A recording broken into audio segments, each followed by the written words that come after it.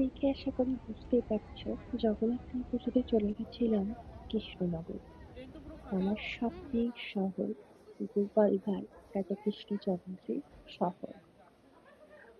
প্রথমে যে ছবিটা দেখলে সেটা ছিল রাজবাড়ির পুজো। আমরা এই স্টেশন থেকে বেরোবো।